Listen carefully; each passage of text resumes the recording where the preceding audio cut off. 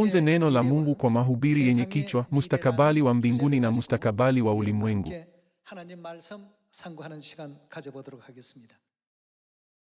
Kulikuwa na mkusanyiko maalum wa viongozi mashuhuri. Walijadili zaidi kuhusu mustakabali. Nini kitatokea kwa ulimwengu huu? Teknolojia itaendelea kiasi gani? Maisha yetu yatabadilikaje? Kwa njia hii walijadili kuhusu wakati ujao. Baada ya kusikia haya, nilifikiri mustakabali wetu utakuwaje? Kila mtu, je, hamdadisi? Hata katika maisha yetu ya kila siku, tukilinganisha maisha ya leo na maisha ya miaka 10 iliyopita, mambo mengi yamebadilika. Kazi zilizokuwa maarufu zamani sasa zinachukuliwa kuwa zisizo na umuhimu sana.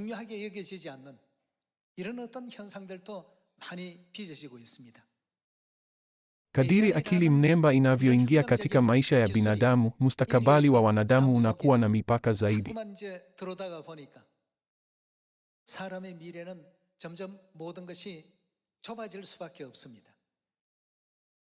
Siku hizi mnadhani upasuaji gani ni ghali zaidi, upasuaji unaofanywa na binadamu au upasuaji uliofanywa na akili mnemba au mashine?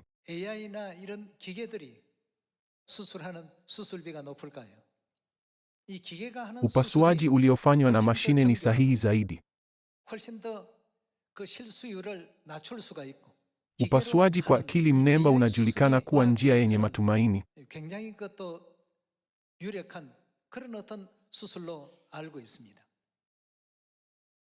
Walakini bado haijakubaliwa sana. Wanadamu wameanza kurudi nyuma. Akili mnemba ilicheza mchezo wa dhidi ya mwanadamu hapo awali, sivyo? Iliripotiwa sana katika habari. Ilidhaniwa kwamba wanadamu watashinda, lakini walipoteza kila mchezo isipokuwa mmoja. Tangu wakati huo, akili mnemba imeunganishwa sana katika maisha yetu.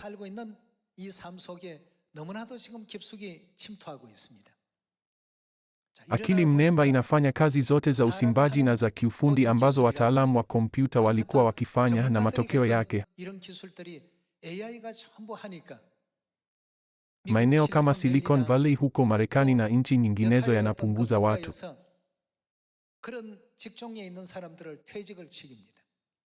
Kwa ufupi, mashine zinaathirije wanadamu?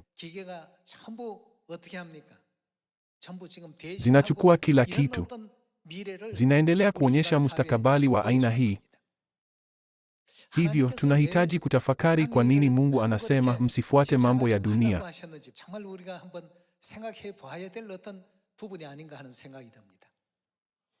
Wataalamu wa matibabu tayari wameanza kurudi nyuma. Vipi kuhusu jeshini? Zamani, mara nyingi idadi ya wanajeshi ilitumiwa kama kiashirio kuamua ubora wa jeshi.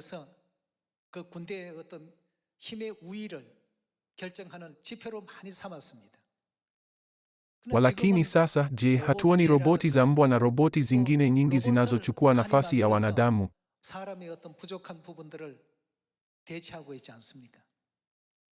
Sipo hapa kutoa mhadhara kuhusu akili mnemba leo. Walakini ninapoangalia mustakabali wa wanadamu, ninakuja kujiuliza, je, muda kiasi gani umebaki hadi enzi ambayo wanadamu hawahitajiki tena?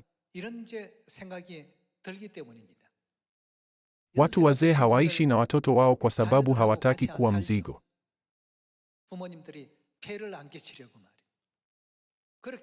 Idadi ya wananchi wazee wanaoishi peke yao inaongezeka. Ingependeza kama watoto wao wangewatembelea mara nyingi ili kuwatunza, lakini watoto pia wanataabika.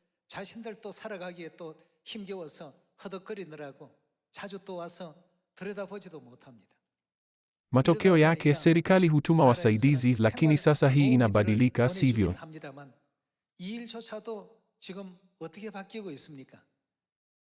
Huko Japan, kila kitu kinabadilishwa na roboti. Watu wazee huzungumza na roboti. Kila mtu ukiuliza akili mnemba, niambie hadithi ya kuvutia, haitajali. Itasimulia hadithi kila wakati. Walakini, ukimwomba mtu akuambie jambo la kuvutia, wanasema, kwa nini unanisumbua? Hawapendi. Jamii inaendelea kuelekea mustakabali huu. Hata askari wanabadilishwa na roboti.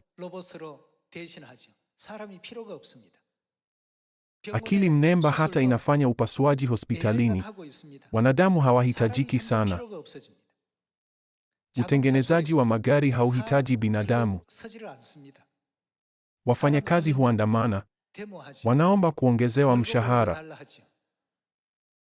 Wanaomba likizo zaidi. Walakini mara mashine inaponunuliwa, inafanya kazi bila kuchoka saa 24 kwa siku, siku 365 kwa mwaka. Hivyo, wamiliki wa biashara wanafikiri nini? Je, wataajiri binadamu au watategemea akili mnemba au roboti? Jamii inaelekea huku. Baadhi wanaweza kufikiri, basi, je, watu hawataishi kwa starehe kwa kuwa si lazima wafanye kazi? Hilo si kweli, maana watu watapoteza kazi. Kwa kuwa tumeingia kwenye enzi ya akili mnemba, watu husema, wakati wa dhahabu wa wanadamu, wakati uliobakia kuishi katika dunia hii, unaisha.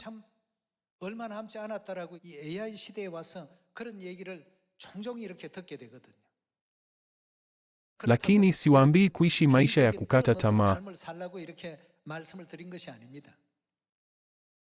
Basi, je, akina nani ni wenye furaha zaidi leo?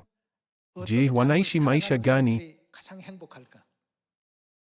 Wakati mmoja niliuliza akili mnemba, tafadhali unda mchoro wa kompyuta wa Yerusalemu mpya mraba kamili ukishuka kutoka mbinguni, na ilichukua chini ya dakika 5 kuufanya.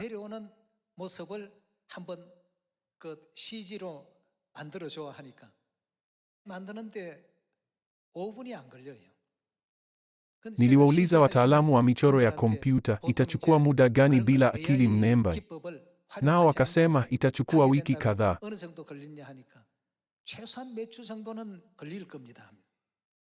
Kinachochukua dakika 5 kwa akili mnemba kinaweza kuchukua wiki kwa mwanadamu. Pia niliomba akili mnemba kuandika shairi kuhusu dhabihu ya mama. Iligusa sana kiasi kwamba niliangua kilio. Kwa kuwa napenda ushairi, nimesoma mashairi mengi kuhusu akina mama. Walakini sijawahi kusoma shairi lenye kugusa moyo kama hilo.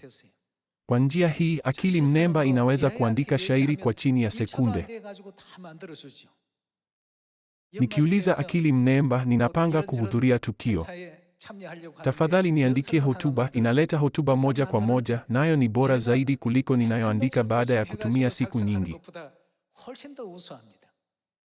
Hivyo, nani angeajiri mwanadamu? Inaandika mashairi vizuri. Ni nzuri sana katika kuandika maneno ya muziki na kutunga muziki. Kila mtu, tunaishi katika enzi kama hii.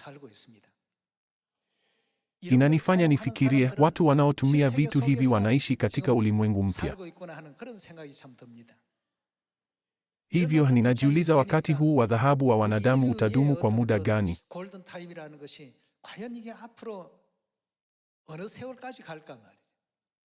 Baadhi husema miaka 10, wengine husema miaka 20, lakini mijadala mingi kuhusu wanadamu inakosa hitimisho la wazi.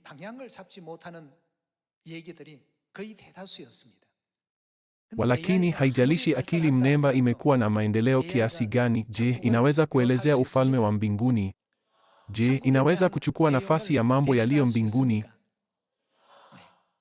Mambo ya dunia yanaweza kubadilishwa na akili mnemba, lakini mambo ya mbinguni hayawezi kubadilishwa kamwe.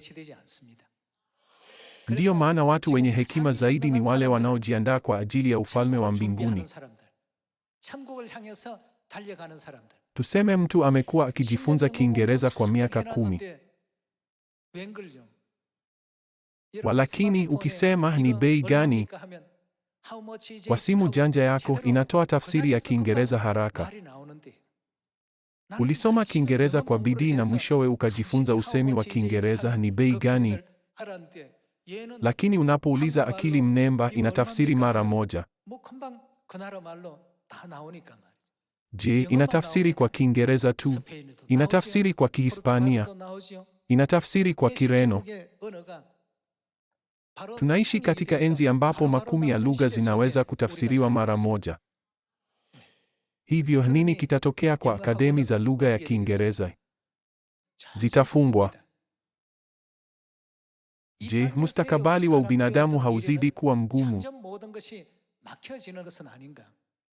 Katika siku zijazo kunaweza kusiwe na haja ya walimu au shule. Haya siyo maoni yangu mwenyewe. Hivi ndivyo ulimwengu unavyotazama wakati ujao. Ni kwa sababu ukiuliza akili mnemba inatoa maelezo ya kina zaidi kuliko shule zinavyotoa. Ukiuliza akili mnemba vita vya Trafalgar ni nini, itatoa jibu mara moja. Mnapouliza niambie kuhusu mkuu wa majeshi ya maji Yi Sun Sin, itaeleza mara moja kuanzia mwaka wake wa kuzaliwa hadi mafanikio yake na hata matukio wakati wa utawala wa mfalme Seonjo.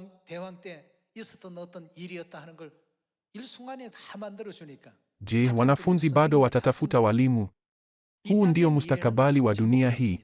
Walakini vipi mustakabali wetu tunapoelekea ufalme wa mbinguni? Siku hizi watu wana kazi zinazovutia, lakini watapoteza kila kitu kwa akili mnemba.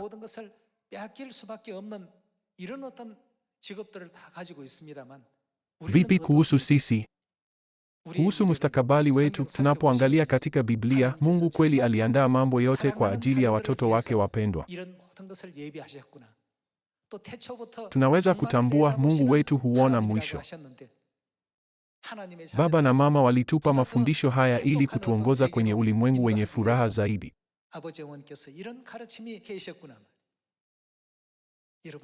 Kila mtu, hatupaswi kulichukulia hili kama tukio la kijamii tu, bali tufikiri, huu ni mustakabali wa watu katika dunia hii.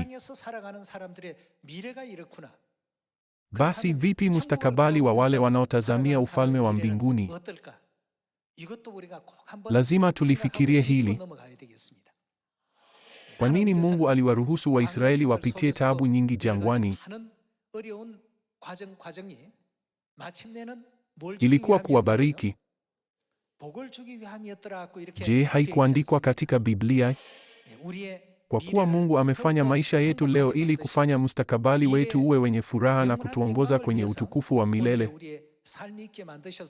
Ninaomba kwamba tusiangalie wakati wa sasa tu, bali tukimbie kwa bidii huku tukiangalia mustakabali.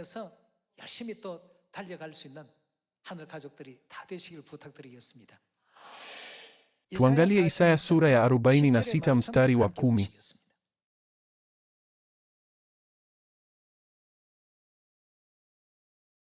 Katika Isaya sura ya 46 mstari wa 10, Mungu anasema, ni mimi nitangazaye mwisho tangu mwanzo.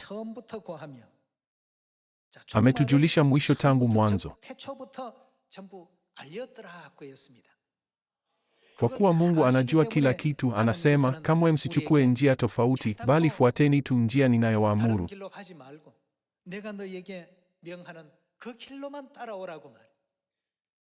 Mungu hajaribu kutulazimisha kumtii. Badala yake, anatuonyesha njia kwa ajili ya baraka za mustakabali wetu mzuri. Ila watu hufikiri, je, ni lazima niishi kulingana na neno la Mungu? Je, maisha yasingekuwa magumu mno? Wanaposoma neno la Mungu bila kuelewa, wanafikiri kimakosa kwamba wanazuiliwa kufanya wanachotaka.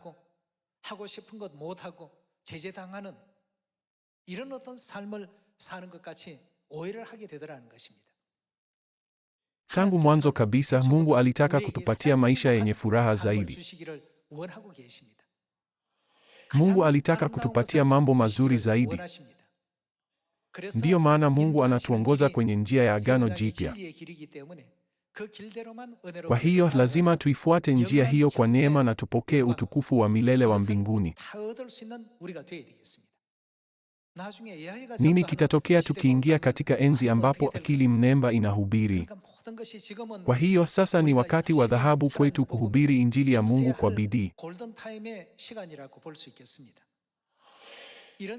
Wakati huu ukipita, majukumu haya yote yatahamishwa kwa mashine, sio wanadamu.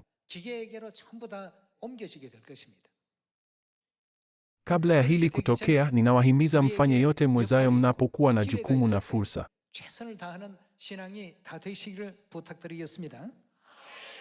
Tuone mstari wa 10 tena. Ni mimi nitangazaye mwisho tangu mwanzo, naam, tangu zamani za kale, mambo ambayo hayajatendeka. Ninasema, kusudi langu ndilo litakalosimama, nami nitatenda mapenzi yangu yote. Mungu ameandaa kila kitu hapa duniani ili kutimiza mapenzi yake.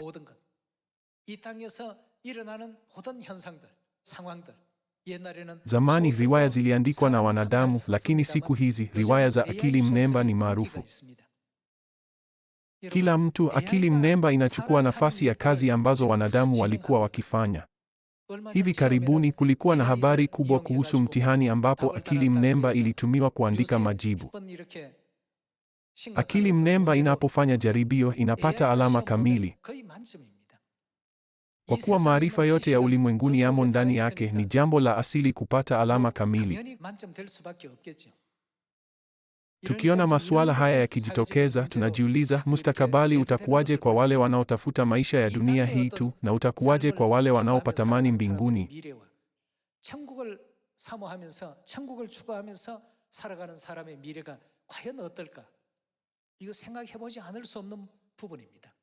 Sipo hapa leo kama mwalimu wa akili mnemba, lakini huu ndio uhalisia wa wakati wetu. Maarifa yanafurika.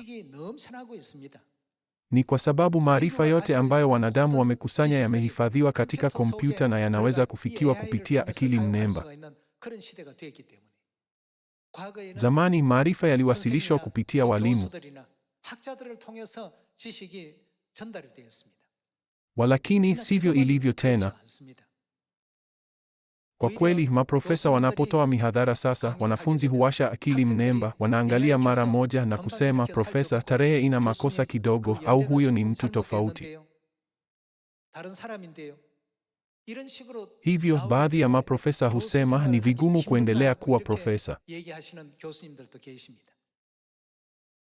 Tangu mwanzo, Mungu aliona mapema kwamba wanadamu wataishi katika enzi ya aina hii.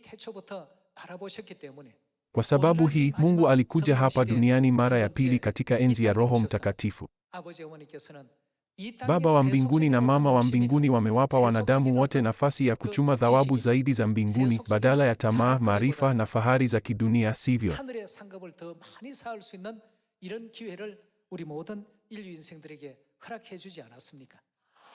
Ndiyo maana Mungu aliwasilisha Ufunuo sura ya 22 kwa wanadamu wote kwa ajili ya mustakabali wetu mzuri.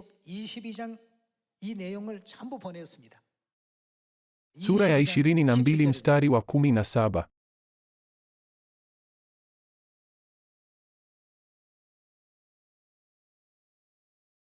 Roho na bibi arusi wanasema, njoo. Naye asikiaye na aseme, njoo. Yeyote mwenye kiu na aje, na kila anayetaka na anywe maji ya uzima bure. Kwa ajili ya mustakabali wetu mzuri, Mungu amekuja hapa duniani kama roho na bibi arusi. Mungu amewaalika wanadamu wote waje kwa roho na bibi arusi, akisema, ikiwa mna kiu, mmechoka au mmechoshwa na maisha, mkitaka ukweli, haijalishi ninyi ni nani, njooni kwangu.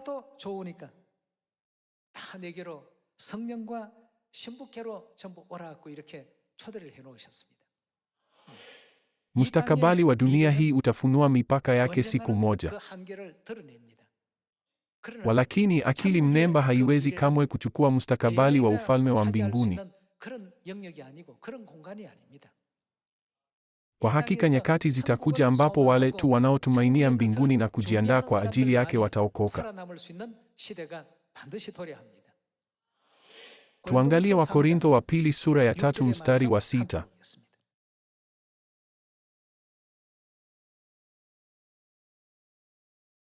Sura ya 3 mstari wa 6. Ndiye alituwezesha sisi. Nani ametuwezesha sisi kuwa wahudumu wa Agano Jipya, si wa andiko bali wa Roho, kwa kuwa andiko huua bali Roho hutia uzima.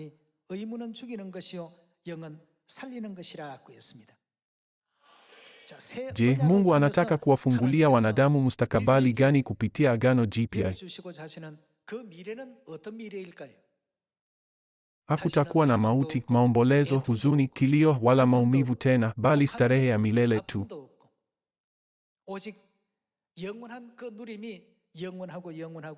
Mungu alitujulisha Agano Jipya ili kutupa ulimwengu wa utukufu wa milele na milele. Walakini watu wa ulimwengu huona kula na mambo mengine kuwa ya dharura zaidi, hivyo hawatumii muda mwingi juu ya hili. Kwa ajili ya mustakabali wetu, ikiwa tunatoa sehemu ndogo tu ya nafsi zetu, tukitumia 99% ya maisha yetu juu ya mambo ya kidunia na 1% tu juu ya yale yaliyo ya muhimu sana,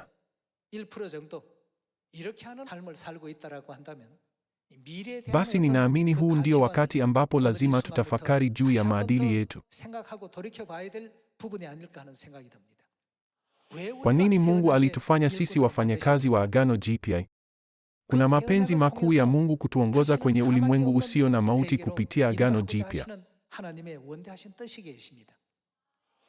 Kutujalia ulimwengu ambapo hakuna maumivu na ambapo mateso na huzuni yote tuliyohisi katika dunia hii huisha. Mungu anatuambia,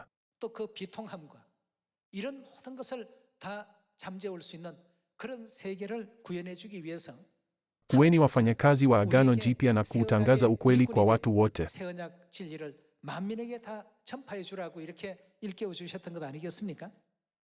Tuangalie Ufunuo sura ya 21 mstari wa 4.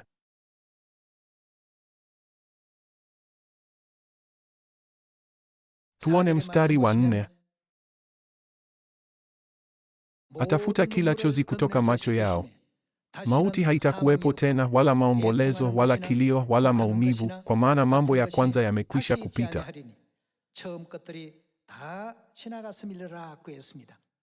Naye yule aliyeketi juu ya kile kiti cha enzi akasema, tazama, anafanya nini? Na yafanya mambo yote kuwa mapya. Kisha akasema, alisema nini? Andika haya, maana maneno haya ni ya kuaminika tena ni kweli. Mungu alituambia tuje katika ukweli wa Agano Jipya ili kuufungua ulimwengu wa neema ambapo hakuna mauti wala kilio wala maumivu.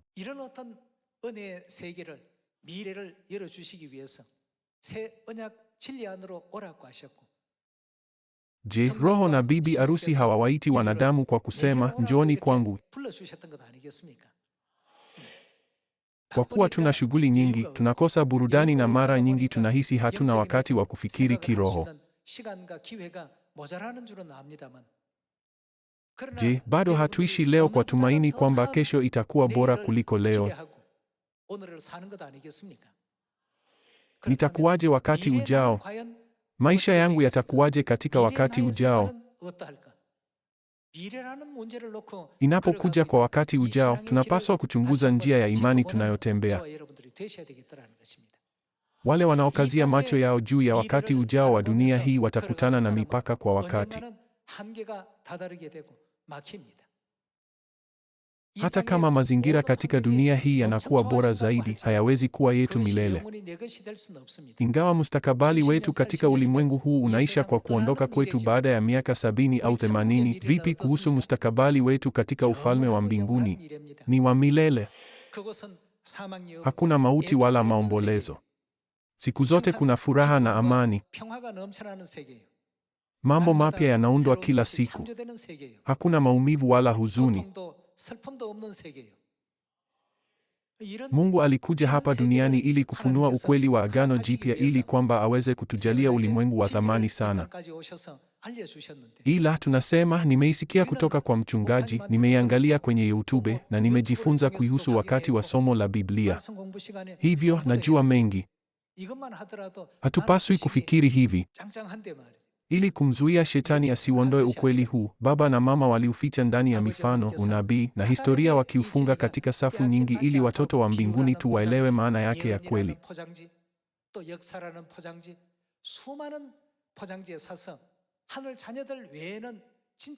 Kwa hiyo wanafunzi walimwambia Yesu, ingekuwa rahisi kama ungesema tu kwamba A ni A na B ni B. Badala yake unawafanya watu washangae, je, hii ndiyo hiyo? Au hiyo ndiyo hii? Wakauliza, kwa nini unasema kwa mifano? Akawajibu, ninyi mmepewa kuzifahamu siri za ufalme wa mbinguni, lakini wao hawajapewa. Tulipokea mapendeleo hayo maalum na neema ya Mungu inafanya kazi.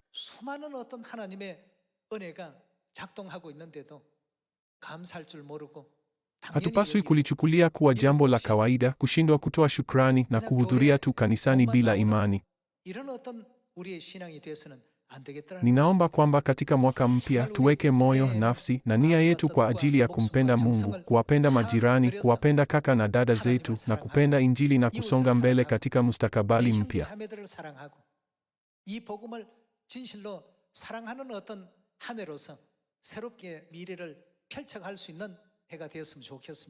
Tuendelee na sura ya 22. Ijapokuwa Mungu aliandaa mambo mengi ya ajabu kwa ajili yetu, baadhi ya watu wanakosa imani katika mambo haya na wanaangalia tu hali zao za sasa. Inavunja moyo.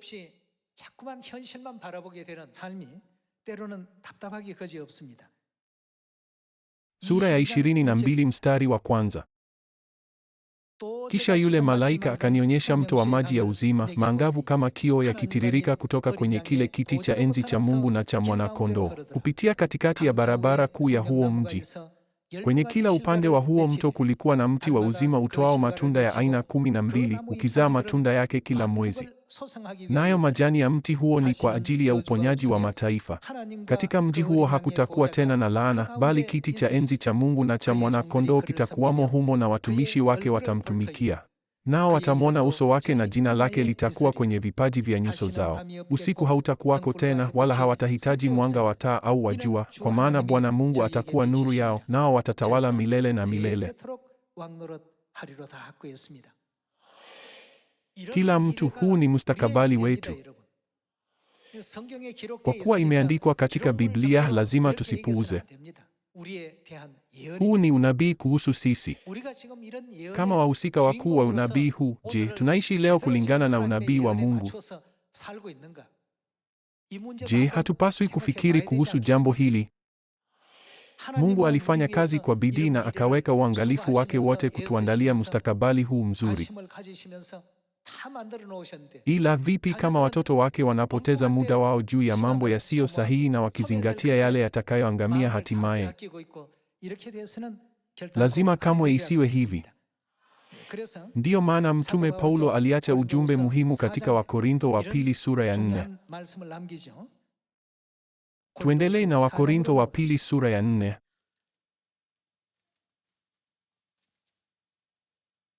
Sura ya 4 mstari wa 16. Kwa hiyo hatukati tamaa. Ingawa utu wetu wa nje unachakaa, utu wetu wa ndani unafanywa upya siku kwa siku. Kwa maana dhiki yetu nyepesi iliyo ya kitambo, dhiki ndogo, inatutayarisha kwa ajili ya utukufu wa milele unaozidi kuwa mwingi kupita kiasi. Kwa sababu hatuangalii yale yanayoweza kuonekana, bali tunakazia macho yetu kwenye nini? Yale yasiyoweza kuonekana. Inamaanisha nini? Je, haimaanishi mambo ya mbinguni? Kwa maana yale yanayoweza kuonekana ni ya kitambo tu, bali yale yasiyoweza kuonekana ni yasiyoweza kuonekana yakoje? Ni ya milele. Tukijua mustakabali ambao Mungu ametuandalia na kuishi tukiwa na uelewa huo, haijalishi maisha yetu ni magumu kiasi gani, hatutahisi kulemewa. Kuna ulimwengu wa utukufu ambao tutarithi na ahadi tukufu. Lazima tusizichukulie ahadi hizi kama maneno tu katika Biblia. Hizi zote zitakuwa uhalisi. Ninaomba kwamba muukaribishe mwaka mpya ambao baba na mama wameandaa kwa ajili yetu kwa imani hiyo. Kuna masimulizi mengi kuhusu imani katika Waibrania sura ya 11. Tuangalie Waibrania sura ya 11 mstari wa 6.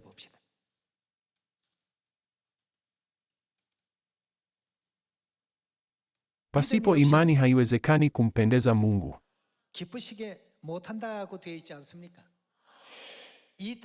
Kuna mustakabali wa ulimwengu huu, lakini Mungu pia amepanga mustakabali kwa ajili ya watoto wake. Lazima tuwe na imani thabiti katika mustakabali huo.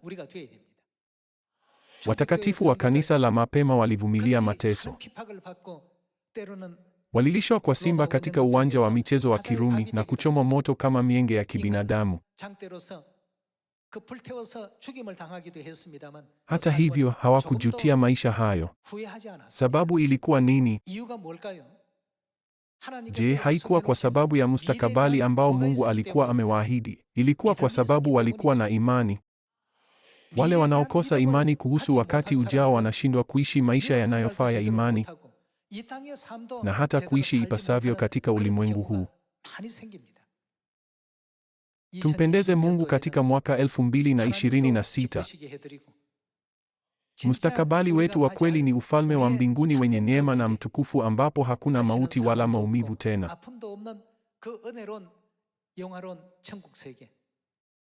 Kama ilivyoandikwa katika Wakorintho kwanza sura ya 2, huu uwe wakati wa imani ambao katika huo tunasonga mbele kwa ujasiri,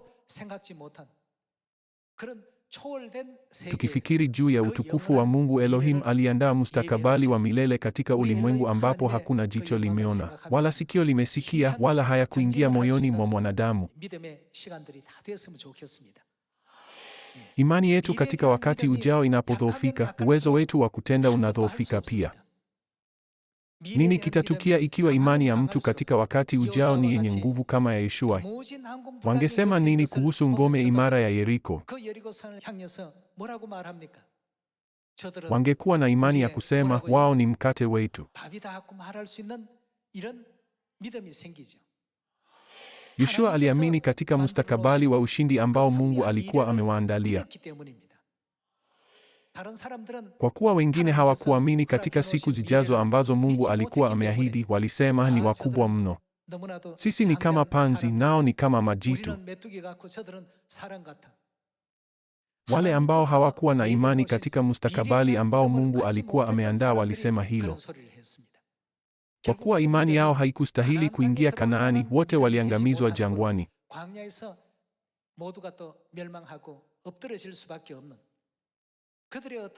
Kwa kuonyesha hali yao kama mfano, Wakorintho wa kwanza sura ya 10 inatufundisha nini? Inatufundisha tusiwe kama wao.